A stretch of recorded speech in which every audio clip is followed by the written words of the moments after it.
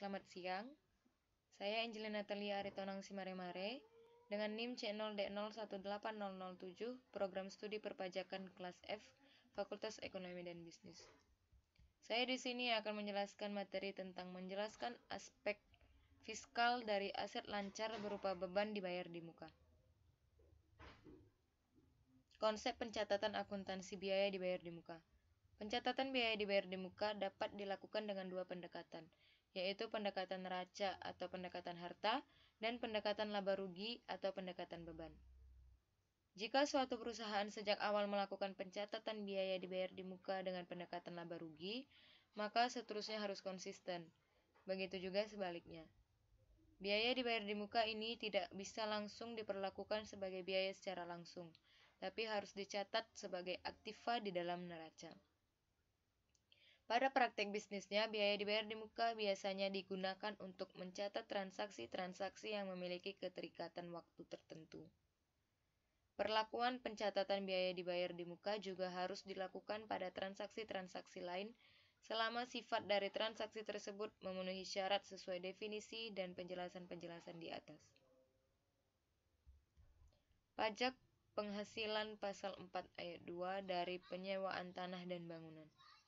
PPh pasal 4 ayat 2 ialah penghasilan yang diterima atau diperoleh orang pribadi atau badan dari persewaan tanah dan atau bangunan berupa tanah, rumah, rumah susun, apartemen, kondominium, gedung perkantoran, rumah kantor, toko, rumah toko, gudang, dan industri, terutang pajak penghasilan yang bersifat final. Pada kenyataan terdapat dua aspek perpajakan atas sewa tanah dan bangunan, yakni PPh pasal 4 ayat 2 dan PPN. Atas pembayaran biaya sewa tanah dan bangunan oleh suatu perusahaan, maka perusahaan wajib memerintahkan dan menyetorkan PPh pasal 4 ayat 2-nya sebesar 10% dikali dengan seluruh biaya sewa. Pihak penyewa pun wajib memberikan bukti pemotongan PPh pasal 4 ayat 2 ke pemilik tanah dan bangunan tersebut. PPh pasal 4 ayat 2 dipotong dan disetorkan oleh pihak penyewa tanah dan atau bangunan. Saat terutang, pemotong PPh pasal 4 ayat 2 atas penghasilan yang diterima dari persewaan tanah dan atau bangunan adalah sebagai berikut. Yang pertama, apabila penyewa adalah badan pemerintah, subjek pajak badan dalam negeri, penyelenggara kegiatan, bentuk usaha tetap atau BUT, kerjasama operasi, perwakilan perusahaan luar negeri lainnya, dan orang pribadi yang ditetapkan oleh Direktur Jenderal Pajak, maka PPh yang terutang wajib dipotong oleh penyewa. Kemudian, penyewa wajib memberikan bukti potong kepada penyewakan atau yang menerima penghasilan. Apabila penyewa adalah orang pribadi atau bukan subjek pajak penghasilan selain yang disebutkan di atas, maka PPh yang terutang wajib dibayar sendiri oleh pihak yang menyewakan. Pajak atas penghasilan dari persewaan tanah dan atau bangunan terutang pada saat pembayaran, atau bisa juga pada saat terutangnya sewa, namun tergantung peristiwa mana lebih dahulu yang terjadi. Pajak PPh pasal 23 dari penyewaan kendaraan bermotor dan aset tetap lainnya. Pada dasarnya, pajak yang berkaitan dengan sewa kendaraan ini adalah pajak penghasilan pasal 23 dan PPh pasal 23. PPh pasal 23 didefinisikan sebagai pajak yang dikenakan pada penghasilan atas modal, hadiah, penghargaan, dan penyerahan atas jasa.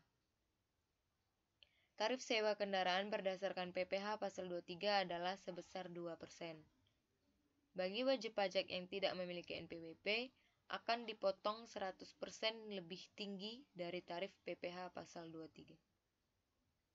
Pihak pemotong PPh pasal 23 ada yang pertama, badan pemerintah, yang kedua, subjek pajak badan dalam negeri, yang ketiga, penyelenggara kegiatan, yang keempat, bentuk usaha tetap atau BUT, yang kelima, perwakilan perusahaan luar negeri lainnya, dan yang keenam, wajib pajak orang pribadi dalam negeri tertentu yang ditunjuk oleh Direktur Jenderal Pajak.